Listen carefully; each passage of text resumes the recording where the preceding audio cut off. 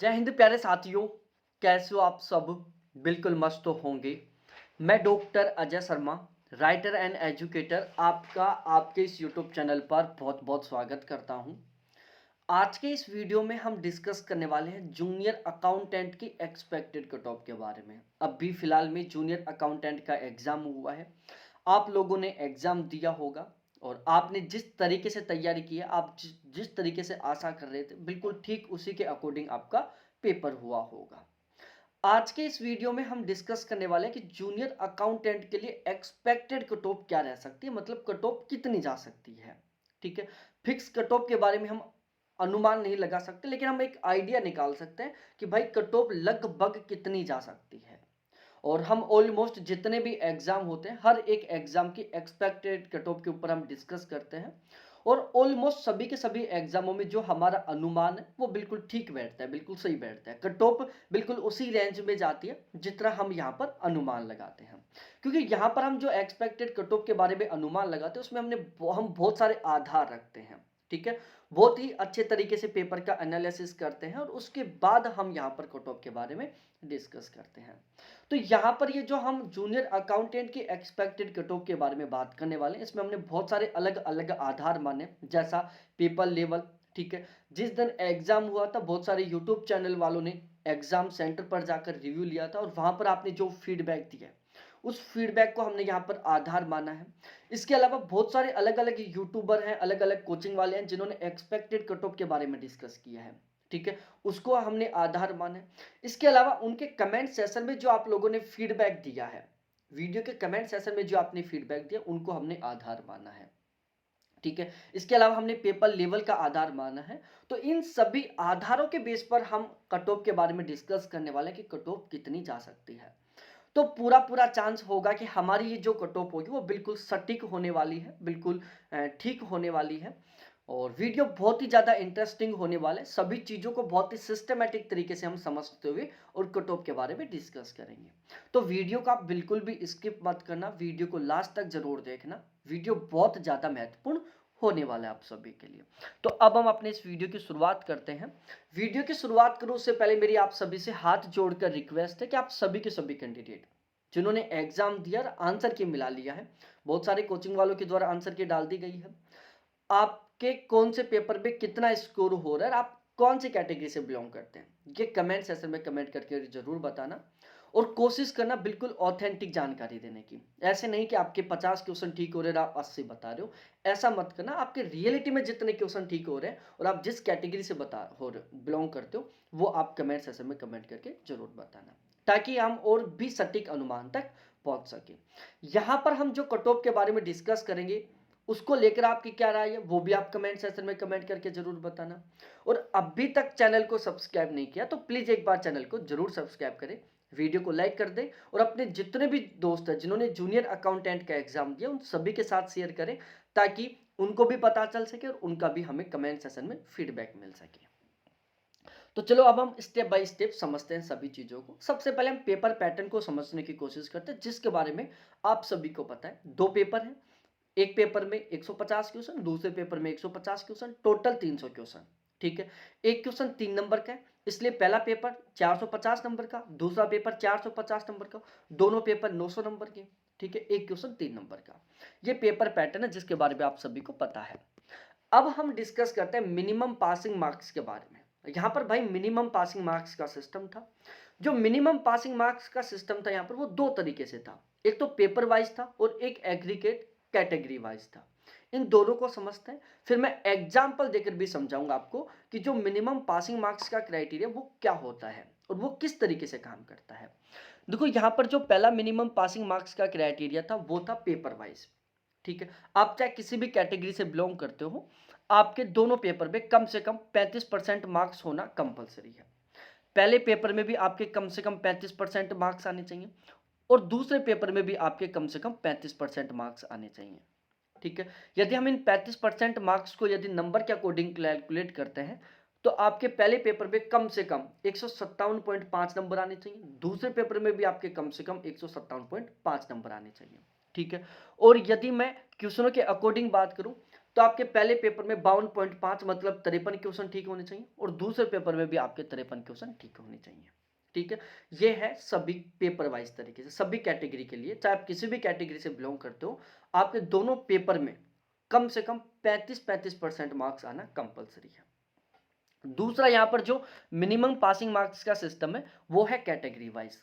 ठीक है भाई, यदि आप general, EWS, OBC, MBC category से बिलोंग करते हैं तो आपको दोनों पेपरों में कम से कम 40% मार्क्स होने चाहिए, मतलब कम से कम आपके 360 क्वेश्चन ठीक होने चाहिए, मतलब 360 नंबर आने चाहिए, मतलब आपके कम से कम 120 क्वेश्चन ठीक होने चाहिए।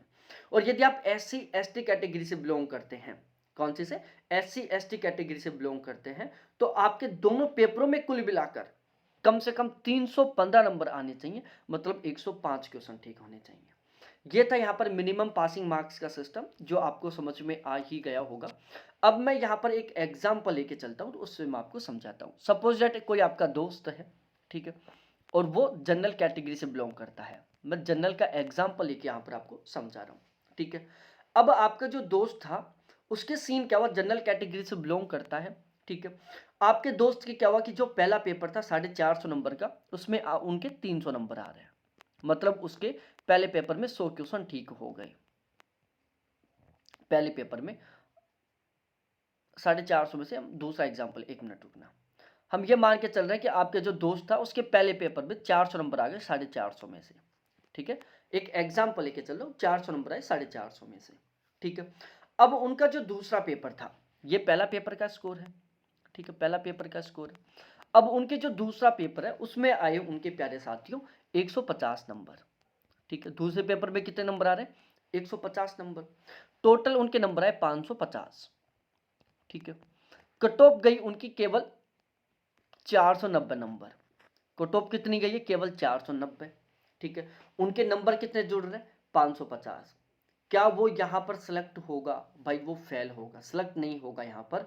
क्यों, क्योंकि उनका जो सेकंड पेपर है ना, उसमें केवल 150 नंबर आ रहे हैं, जबकि मिनिमम पासिंग मार्क्स के सिस्टम के अकॉर्डिंग उनके कम से कम कितने आने चाहिए थे, 157.5 आने चाहिए थे।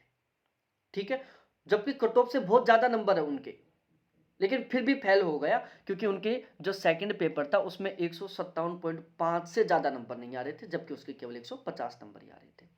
ये रोल निभाता है कौन, क्या, मिनिमम पासिंग मार्क्स का सिस्टम। तो यहां पर अक्सर उन लोगों को बहुत बड़ा नुकसान होता है जिनका एक पेपर बहुत गजब तरीके से तैयार रहता है और दूसरा पेपर कमजोर रहता है। ठीक है, तो ऐसी स्थिति में दोनों पेपरों का ठीक होना बहुत ज्यादा जरूरी होता है सिलेक्शन के लिए।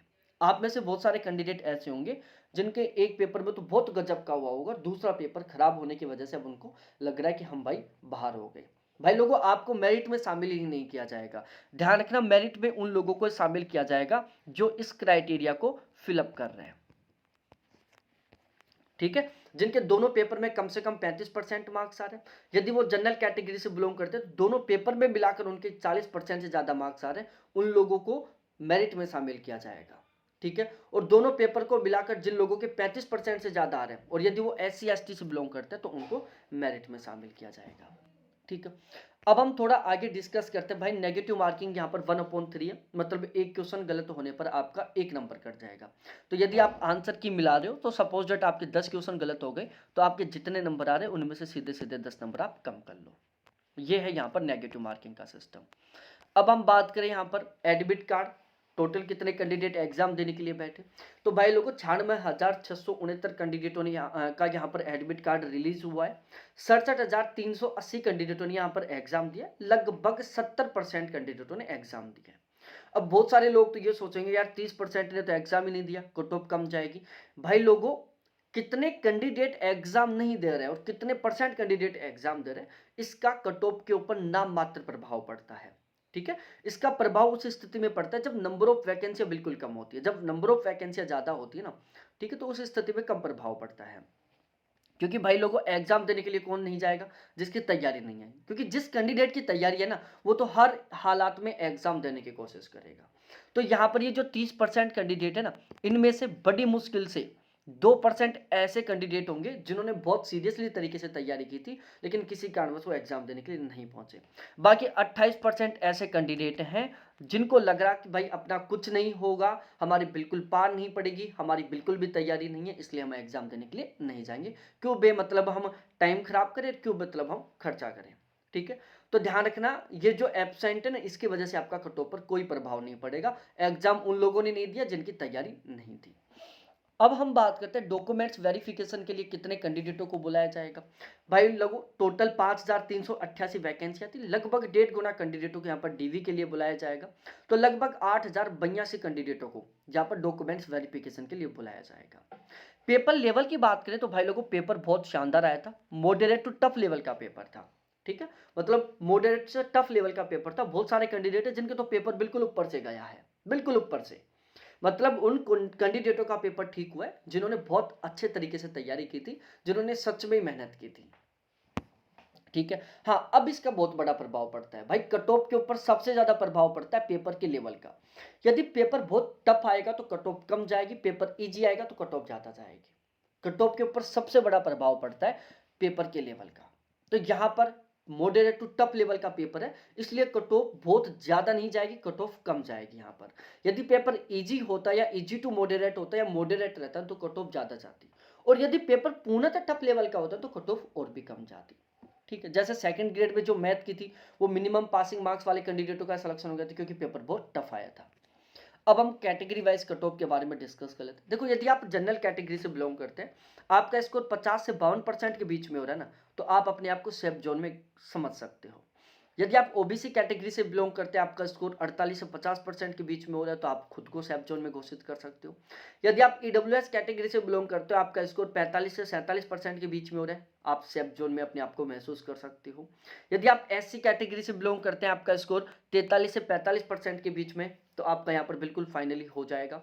आप यदि एसटी कैटेगरी से बिलोंग करते हैं, आपका स्कोर 43 से 45 के बीच में है, तो आपका यहाँ पर फाइनली हो जाएगा। यदि आप एमबीसी कैटेगरी से बिलोंग करते हैं, आपका स्कोर 45 से 47% के बीच में, तो आपका यहाँ पर फाइनली हो जाएगा। और यदि आप टीएसपी एरिया से बिलोंग करते हैं और आपने मिनिमम पासिंग मार्क्स के क्राइटेरिया को क्वालिफाई कर लिया ना, तो भी प्यारे साथी यहाँ पर आपका बिल्कुल फाइनली हो जाएगा। अब हम 100% सेफ जोन की बात करें, यदि आप मेल हो और आपका स्कोर इस रेंज से ज्यादा जा रहा है ना, तो भाई लोगों आपका 100% सिलेक्शन होने वाला है। और यदि आप फीमेल हो और आपका जो स्कोर है वो इस रेंज से ज्यादा जा रहा है, तो आपका भी बिल्कुल यहाँ पर फाइनली सिलेक्शन होने वाला ही है। ठीक है, तो अब इस कट ऑफ को लेकर आपकी क्या राय है वो जरूर बताना। वीडियो को लाइक करना, अपने दोस्तों के साथ शेयर करना। चैनल को सब्सक्राइब नहीं किया तो प्लीज एक बार चैनल को जरूर सब्सक्राइब करना। बहुत बहुत धन्यवाद आप सभी को देखने के लिए। थैंक्स बाय मेरे प्यारे साथियों।